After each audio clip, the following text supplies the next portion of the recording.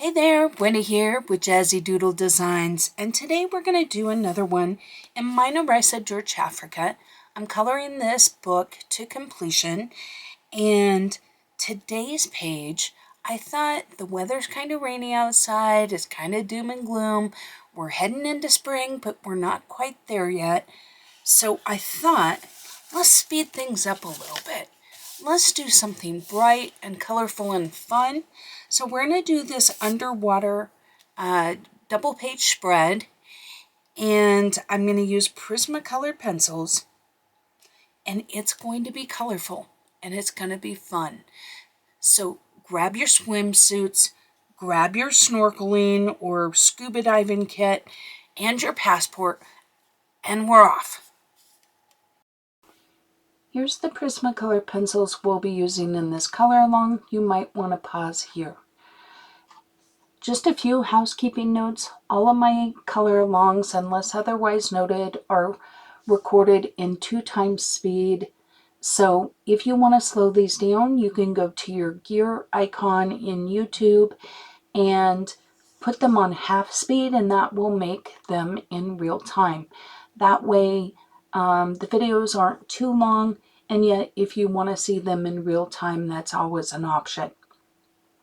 The other thing is when I am narrating, I try and put the little talking head girl in one of the top corners so that you don't miss any of my snappy dialogue. No, but occasionally I will set things to music, especially in these longer videos, because you know, it's hard to have a one-sided conversation for 2 hours. So occasionally I like to just have a little batch of music, and not everyone maybe likes the music that I chose. So you can mute it, but then when the little talking head pops back up, you know that I'm actually talking. So anyway, I thought I would share that because I've gotten quite a few new subscribers, and welcome to the channel. You are now becoming a part of the best community in YouTube. In my opinion, my subscribers are fantastic, and we are growing a nice little community that shares with each other, and we will continue to grow together, I hope. So I'm glad to have you here. And for those of you that have been with me, thank you so much. Really appreciate it. So in this color along, it's kind of hard because, okay, Winnie, should we start out with the blooper reel, shall we? Just kidding. You know, I didn't want to do these as two individual spreads because just like this little spot that I'm coloring, it's exactly the same as over on the left-hand page. So it seems kind of weird to not color those, like while we got the pencils out. But it does make for some movement of the book. So let me know in the comments if you prefer a different way. I feel like this is the most efficient way. And, you know, now with these smaller things, I would say I'm using a little more pressure as normal or than normal, just simply because I don't see the point in trying to do 3 layers each on these. I just kind of burnish down a little bit. But on bigger areas, you definitely want to use a lighter touch and add more layers, even with Prismacolors. So anyway, as I go along, we'll do some chatting, I'll do some music, because there is a lot of repetition in this page, and a lot of this really explains itself. Like, do you really need me to tell you what I'm doing right at the moment? Not really. It's pretty self-explanatory. Now, this will be a 2-part video, just because it is a 2-page spread and it did take some time to do it. But I am really excited about how it turns out, and I hope you are too. So like I've done in other color alongs in the Africa book, I thought I'd share some fun facts about this page, which is in the Madagascar section. So, some fun facts about Madagascar. It wasn't discovered until 500 AD, which, is what, under 2,000 years ago? Which is kind of crazy considering that most countries are over 300,000 years old. So I'm not sure why it took people so long to get there, but that to me was very interesting. It's the fourth biggest island in the world, and it is just behind Greenland in terms of size. But it has a much larger population than Australia. So I think that's kind of interesting. There are 26 million Malagasies, I think, which is what they call themselves. And it is a more populous place than many countries in our collective conscience, is what it says. I'm getting this from true.travel. So it says they're not all indigenous people. So that's kind of interesting because you might think that they would be, given that it's 200, the actual island is 250 miles from Africa. It's technically part of Africa, but most of the people on it actually came from like Southeast Asia. So it lies off the east coast of Africa, and technically it's a part of the African continent. But the people in the cultural customs are not typically quote unquote African. They're much more Asian descent, which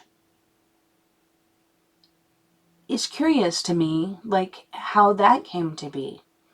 Like if it's much closer to Africa than it is to Malaysia, why the big influx of people? It says, while there are large numbers of Christians, Mormons, and Muslims, and Catholics in Madagascar, the majority of the Malagasy people follow their own unique religion, which can trace its roots back to the sheer fact that the nation is such a melting pot of people. The creator in this religion is known as Zanahari, or, you guys, in the words, Andromantanira, I don't know, says they're genderless. The creator can bless or punish its people accordingly, so the followers try their best not to offend them. In a lot of these religions, there's a strong focus on the living and the interaction between living and dead. A lot of people worship their ancestors, essentially. The ancestors are honored because they are believed to be the link between those on earth and the supreme God itself. So people are constantly trying to impress their ancestors by hosting ceremonies called Famadahana, which involve opening family tombs and rewrapping the dead in the most joyous of celebrations. The tombs housing the dead are often far more elaborate, intricate, and valued than the houses the people themselves live in. These tombs are cultural landmarks, but they must always be shown respect. Even on the island, people of all faith are united in this. So that's kind of interesting. There was once a crazy queen that ruled the island. So it says, while tyrannical royals aren't anything new, but the brutality comes from a woman, it's usually a little more noted.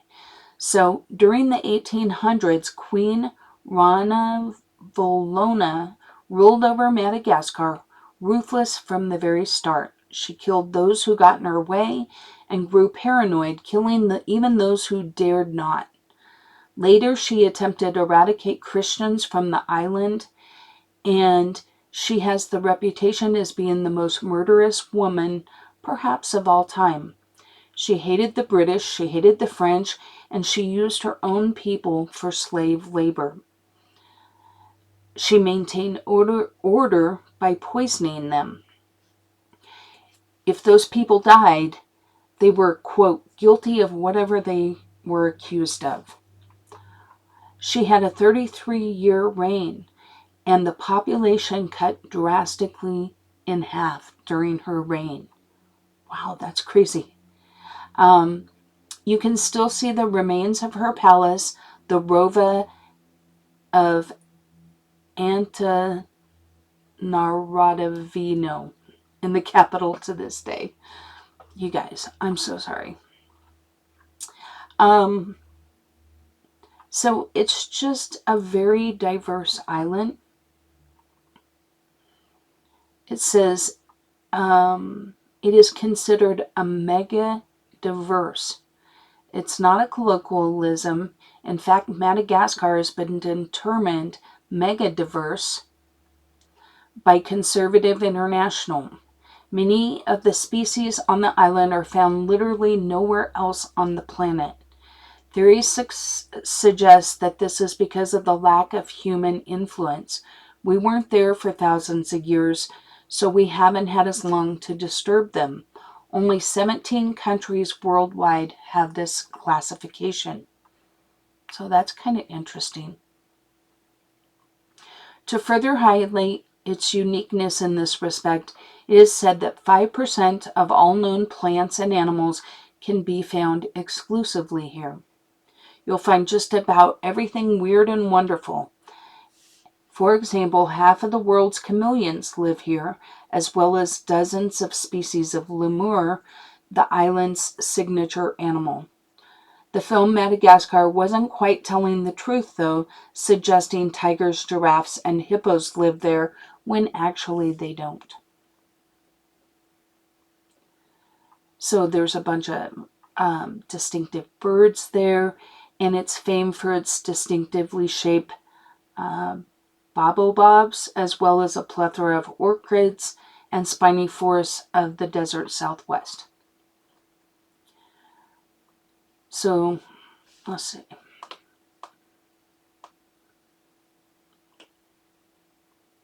Sorry, my page keeps flipping on me here.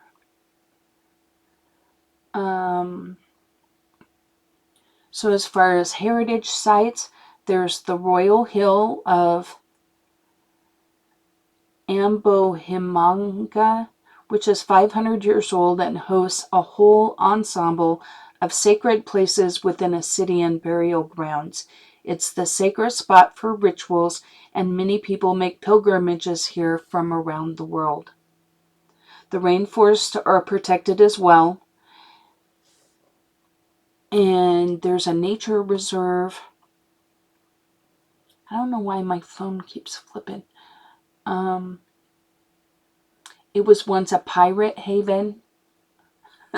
Pirates absolutely love Madagascar. It was a safe haven for them, and they especially loved the Isle of Saint Marie, just a few kilometers off Madagascar's eastern coast. In fact, it was referred to as the Island of Pirates on maps at the time during the 1700s. Up to 1,000 of them took shelter here, eating the local fruit and mixing with the local women. They were gone by the time the French took over the island, although there remains a very famous pirate cemetery to this day. The island belonged once. Oh, forget that line, sorry. Men and women wear many of the same clothes. Both men and women wear the same items of clothing in other parts of the world. And Madagascar is one of those countries. Lamba is the traditional garment worn by the people here, which is a sort of rectangular cloth which is then wrapped around the body. Different designs of clothing is worn for different occasions. Bare knuckle boxing is their national sport. Wow.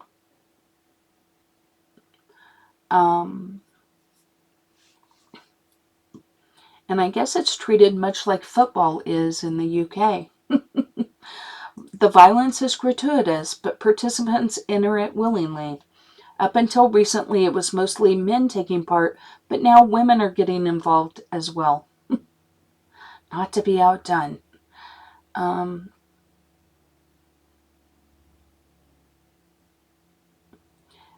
They export a lot of vanilla, which I have had Madagascar vanilla, or at least it was sold to me as such, and it was pretty tasty. So I thought that that was kind of interesting.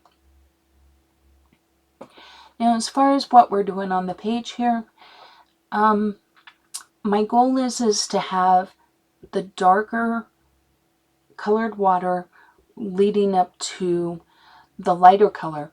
And I hadn't quite decided about these little strips or bands. I think they're supposed to be depicting where the waves are. But anyway, so I kind of leave those until towards the end. But my goal was to have a gradient of darker to lighter water. And then, you know, pops of white up at the top for the froth. But I wasn't quite sure on those bands of color. And I do this a lot when I color, and I would encourage you to consider it, is, you know, color what you know, leave what you don't. If you have a doubt as to how you should color something, just skip it. And nothing says you have to do all the water all at once, right? Or all the anything. You can hold off and just see what the page needs later on once you've colored the other elements. That's the word I'm looking for. Elements, Wendy. Once you color the, you know, the things that you do know, it makes it a lot easier to say, well, you know, I have a lot of red here on the top, I need some on the bottom, or, oh, I feel like I need more of the medium turquoise, or, you know, or, oh, I see where the artist is going with this. For me, I just try to enjoy the process, not think too much about it.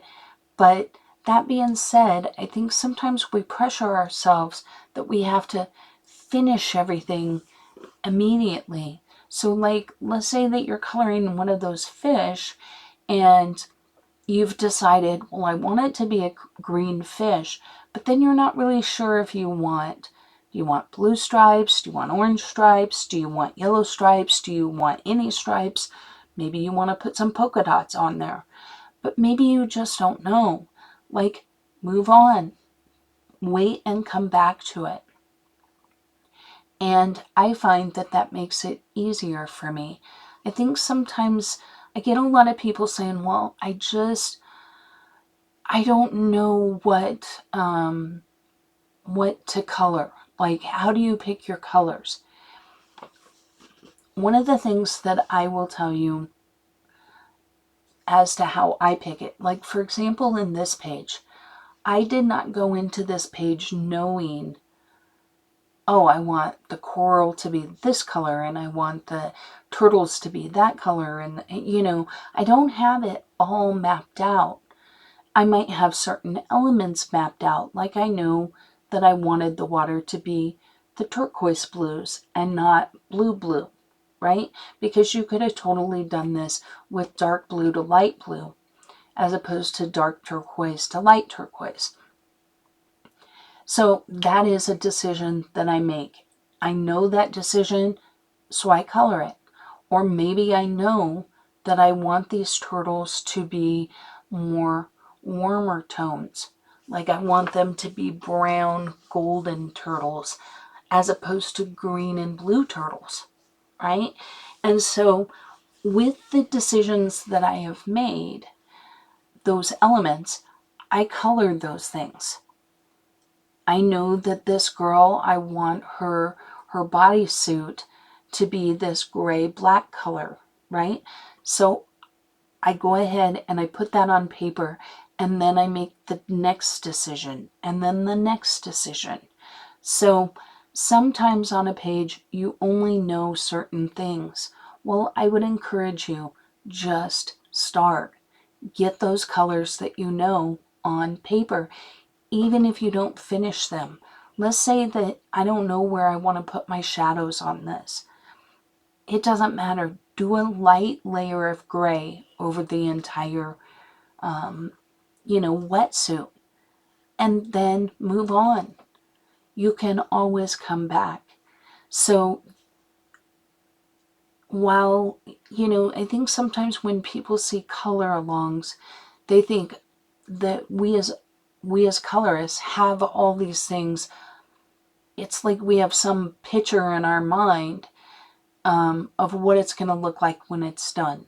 Now, I have had pictures like that, but not always. A lot of times I just know, well, I know I want her wetsuit to be black. I know I want these turtles to be kind of brown. Sometimes I will color, I'll make a photocopy if I'm like, I don't know if that's going to work, right? So I'll make a photocopy of a page, and I might just color one element on that photocopy just to see if I like it. So, for example, let's say that right now I'm kind of stuck with the turtle and I don't know what color to color it. I can make a photocopy. I don't have to color the entire page on that photocopy, but I can just color that turtle. I can even cut that turtle out and put it right there on my color book page and say, does that color work? You know, if you're really struggling with something, don't be afraid to make a few photocopies and just color the turtle green and then color. So like I might make a photocopy and color one of those turtles green and one of them brown and see which one I like better with what I've got colored so far. That's one way to do it. It's not the only way. Sometimes I think we overthink things too much. I know I do. And guys, I've colored things and went, oh, I don't like that color. Well, most of the time, unless you're really bearing down, you can use your eraser and erase it enough that you can change the color. Now, there are some exceptions. If you colored it red and now you want to color it white or light yellow, you might have some difficulty. You may get a little ghosting through it.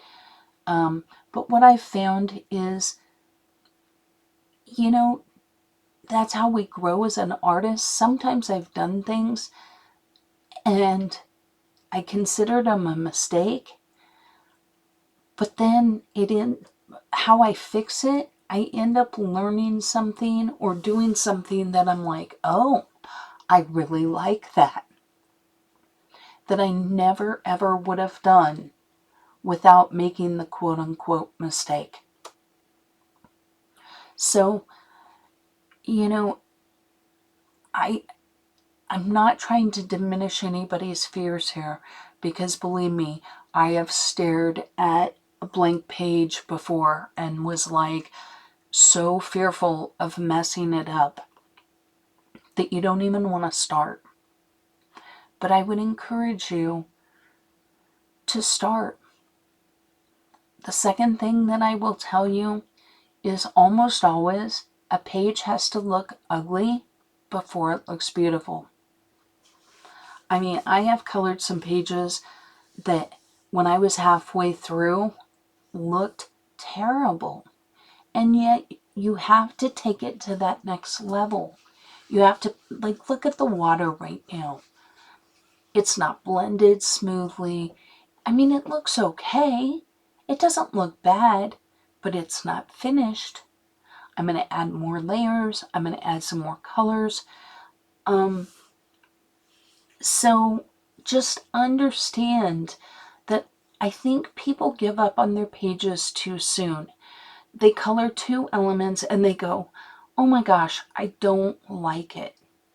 So I should just not even finish this page. And I would encourage you to try and push beyond that.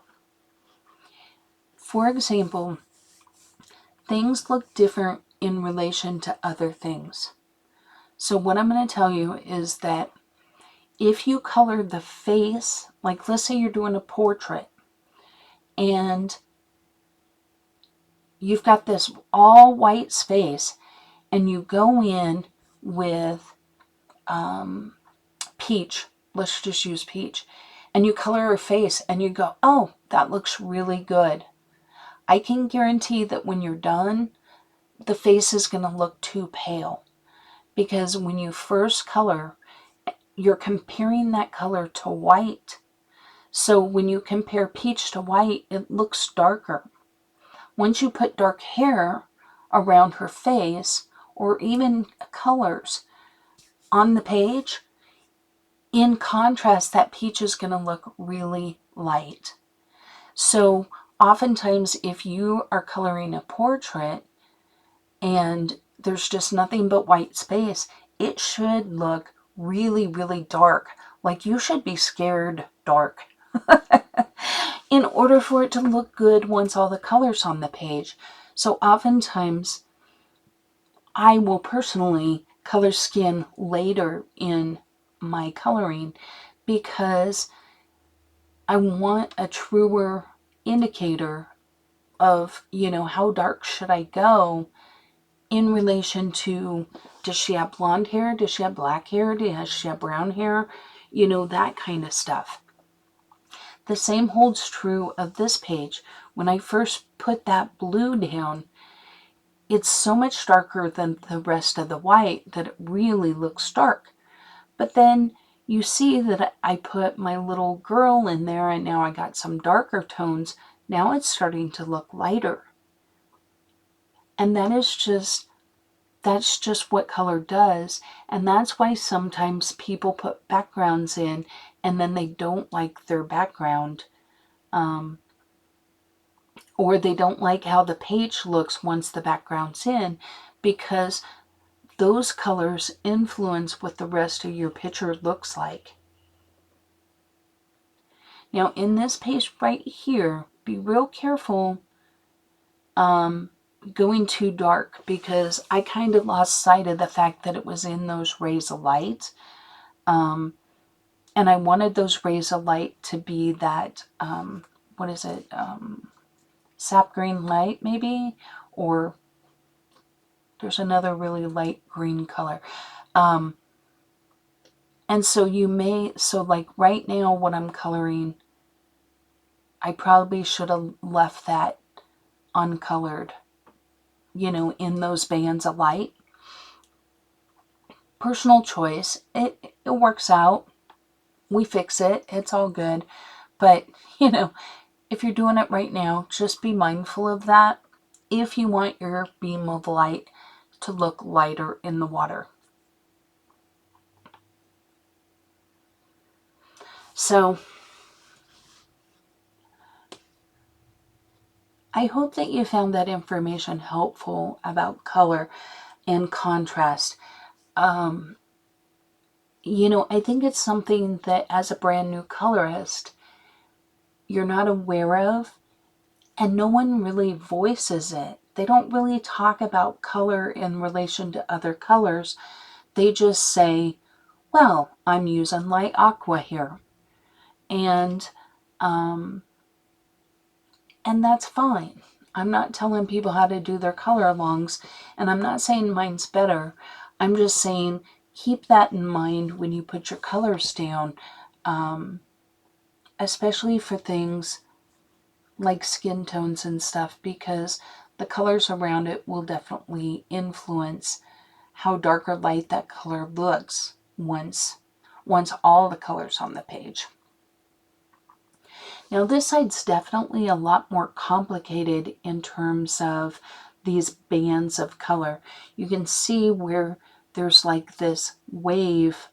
I think she's depicting like a wave in front of the guy, but then there's a band below it where you see him just fine. So I wasn't really sure how I should color it. So one thing you might want to do that I don't think I did on this one, I usually put a finished picture at the front. I'm always kind of torn how to do like thumbnails and stuff for 2-part videos, because I don't color to where the video is half.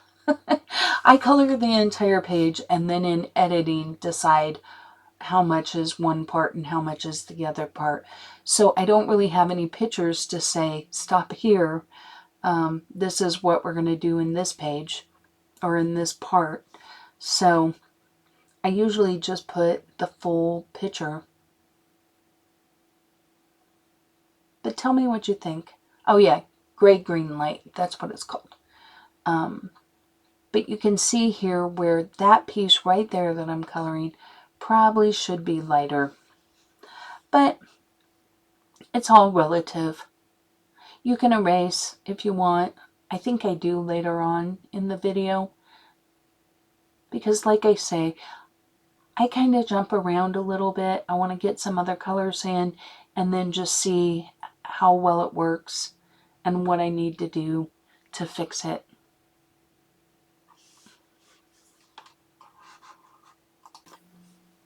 Okay, so I'm going to leave you for a second, let you catch up with the water, and I'll be back when we start our turtles.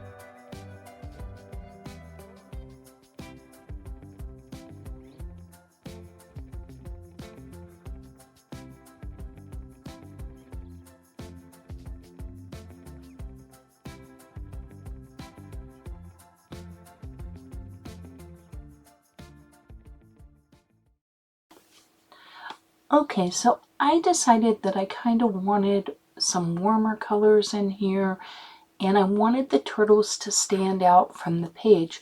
So I chose to go in with yellow brown colors.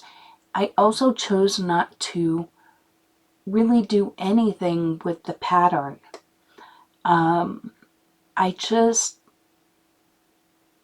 Like I said earlier, I made a photocopy and I played with different patterns of these colors in the turtle, and I really I didn't like it.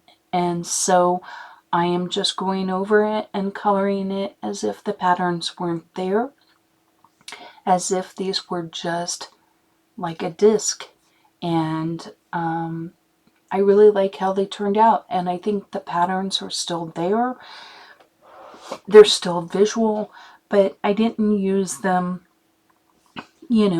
with color. Like, sigh. Words are hard today. You know what I mean. I allow the black to be the pattern. That's it.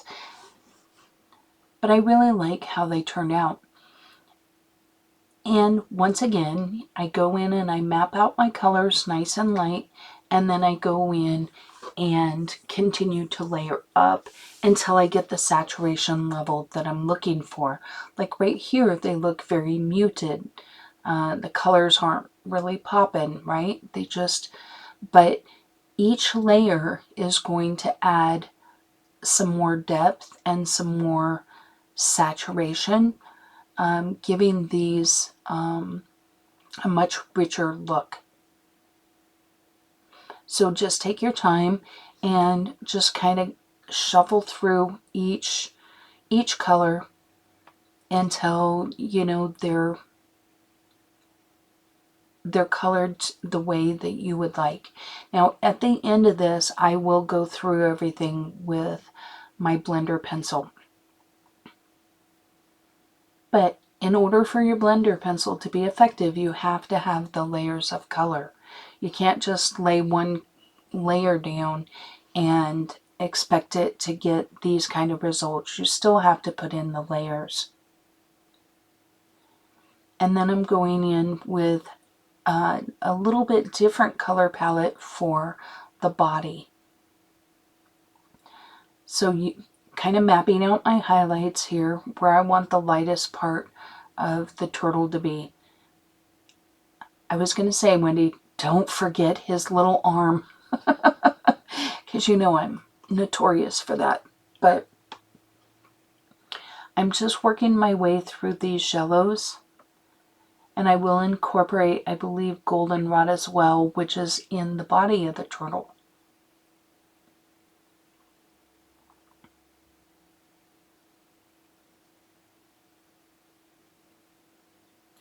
This page has so many elements, but it was a really fun page to do. I really enjoy coloring sea life. I don't know what it is. I think it's because it's kind of freeing, because I don't have to worry about, well, are turtles really this color, or is seaweed really that color? I really get to just make a lot of choices, and none of them are wrong, right?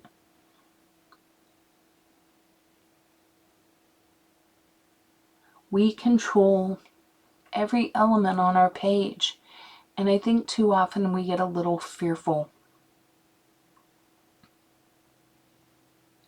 And I try very, very hard to break those barriers and to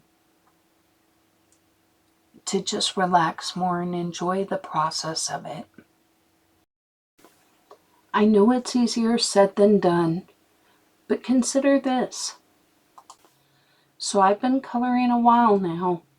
Not once have the coloring police shown up at my house to tell me, well, you can't color that way. Not once, guys. Have they come to your house? But I think that's our fear, right? Like, we have this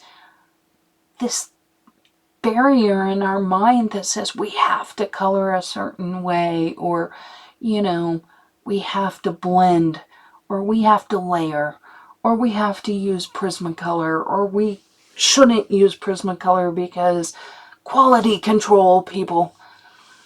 I don't know. I don't have as many problems with my Prismacolors as most people do.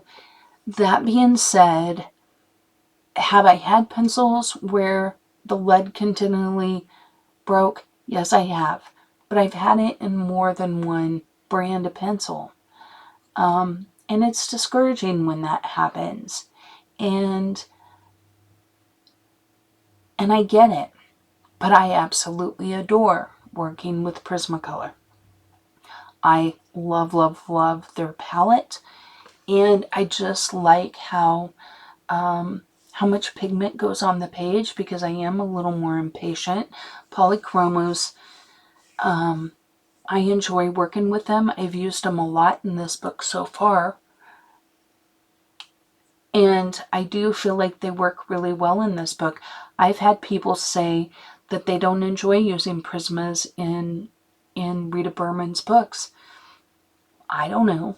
I'm not having a bit of problems. So, you know, I think a lot of that kind of stuff depends on your style. So while I think it's good to listen to people, and I take note of what people say. If somebody says to me, oh, I really like working with color pencils in this type of book, then I'm going to take note of that. But bear in mind that depending on how I color, it may be a different experience for me. And I've said this before, colored pencils are a lot like cars. So, you know, if your neighbor is a single guy in his 20s and he drives a 2-seater sports car, that might be the perfect car for him. I really doubt it's going to be the perfect car for a family of 4. The same if, you know, Farmer Bob drives a dually truck, you know, a dually diesel truck. I really doubt that that's the best vehicle for somebody that has a 30-minute commute to work in the city. So we all have different needs, we all have different budgets, and we all color differently, meaning some people want to take the time to do a lot of layers. Other people are maybe more like me and they're impatient, or more like my mom, that she only has so much energy to put towards coloring. So she wants the biggest bang for her buck, and so markers work better for her because she can get the saturation level she needs with the least amount of hand pressure, and then can add some detail as needed with a pencil. None of those are wrong. None of those. I see color pencil artists, like and I shouldn't say that. I'm going to take that back. Not true artists, but what I'll call fine art artists that maybe are, you know, selling their work, and when you look at their picture, it almost looks like a photograph, so it's like hyper realism and that kind of stuff. Now these guys put in, you know, 40, 90 hours on a picture. I'm not going to do that in a coloring book. Now maybe if I was going to create something that's going to last for all time, or be super special for someone, or maybe someone's paying me, and then that's a little different. But for what we do here, figure out what you enjoy, because it really doesn't matter. Like Chris Chang, I think her work is stunning, and I did a Christmas color along with her just because I wanted to see if I could do it. And it turned out beautiful. And I learned a couple of color combinations that I really like and that I continue to use to this day. But let me tell you, every single thing that she does has 15 different colors to it. Like you see here, these turtles, I used, what, 4 or 5 colors, and I layered them all up, and I'm happy with how it turned out. She would have used much more, and she has a lot of subtlety in her blends, and that's what makes her work ultimately amazing at the end. But it doesn't lend itself to my impatience. I am not patient by nature, and the idea of doing that many layers per thing, it's not my style. But does that mean that Chris Cheng's wrong? No. Does that mean that I'm wrong? Nope. I think ultimately we create our style as we color more. So the more you color, the more you realize what you enjoy doing. And I think styles can kind of evolve and change depending on what you're learning. And, things that I did, I look at my video editing. It has evolved a lot since my first video. I've learned what I do like to do and what I don't like to do, and more efficient ways of doing it. And so with each little adjustment, hopefully the videos get better. Now, don't get me wrong, I think we're always going to have the blooper reel because that's just inherently who I am. I don't think I can get to the point where that's not happening.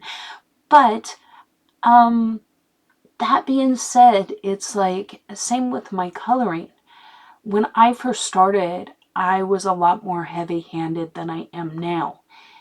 Like if I write a note, a shopping list, I press hard.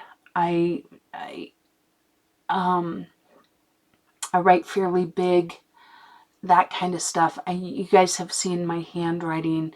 Um, that's just how I write. So ultimately that translates into how I color. My mom has a very dainty hand and she writes very, very small. And, obviously in cursive because, we're old. But hers is so uniform and so scripty. But I can never write like that. We're just two very different people, and that shows up in our handwriting. It also shows up in our coloring styles. So I like these bolder colors, but I am learning to be more light-handed so that I can put more layers and have it blend a little better. But it is one of the reasons I like Prismacolor, is because I am impatient. But look at how pointy I make my Prismacolors. Do you know why I do that? Because it forces me to use them lighter. If I don't, I'm going to break them. But because I can feel the pencil and I have it so pointy, it has helped me to color lighter. It has helped me to color lighter. It might not help somebody else. Somebody else might enjoy using their Prismas with the shorter barrel because then they don't break them. But I would encourage you just the opposite. See if you can make your pencil longer and then think about it while you're coloring. Oh, I gotta be a little light-handed because my pencil lead is so pointy. That's just a tip that has helped me, because if you look at my earlier works, I was pretty heavy-handed and I feel like I'm getting better. Am I great at it? Nope. I got a long way to go, and I think we're constantly evolving as artists, but the only way you really evolve is if you actually do it. So you can learn from watching somebody's color along. You can. There's a lot you can glean from it. But if you actually color along with it, you will find yourself sometimes going, that doesn't feel right to color this way. And then ask yourself, why is that? Why is it? What is it about it that doesn't work for you? And then find someone that that colors the way that you want to color. Now, that being said, I feel like I'm always saying, well, that being said, no, but I guess what I'm saying is, like, I just gave the example of how I can't color like Chris Chang because it kind of goes against my nature. I still watch Chris Chang's videos sometimes when I'm just sitting there and I just want to relax and and and watch somebody, because I will see color patterns that I will like, and I will see, oh, that's where you put the shadows. Oh, that's how you make it look like that. And I can pull out little things and implement them in my own work. So I encourage you to watch a bunch of different people and try what they do, and listen, and then cherry pick that which you like and throw away the rest. And that's how you develop your style, in my opinion. Now here I wanted the bottom to kind of read, oh, maybe sandy bottom or just more neutral tones, because the rest of the page is wild, isn't it? We got some color going on and we've just started. So that's why I picked these peachy beige type of colors. All right, guys, I'm going to set you to music and let you color on. I told you all my stories and my garden gnomes color along, and I don't have any other words of wisdom, because I don't have that many to begin with. So anyway, I will catch up with you near the end.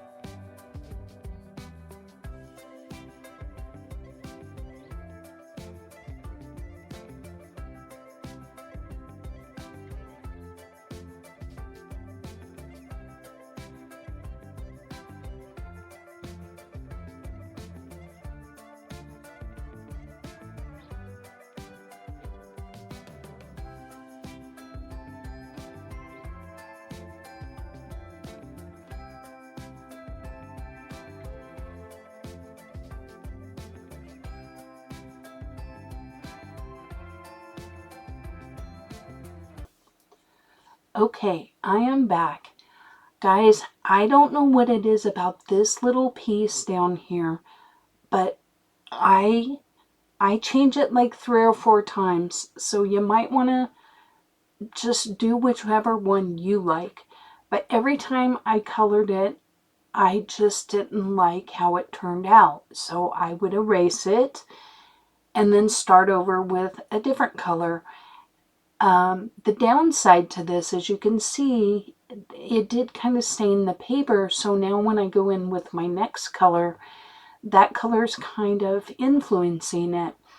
So, but I don't know what it was. I swear, every time I colored it, I was like, nope, I don't like that. And so then I would start again. So in the end, I think what happens is I erase it and there was enough staining on the paper that I just leave it. See, happy little accident. But I don't know. I'm not sure even what they are, or how to, what to color them or whatever. So I could have done a purple one just like the one to the left, but at this point, I've got so much green staining that I don't think it would really work. But you can see I should have a whole blooper reel on this thing.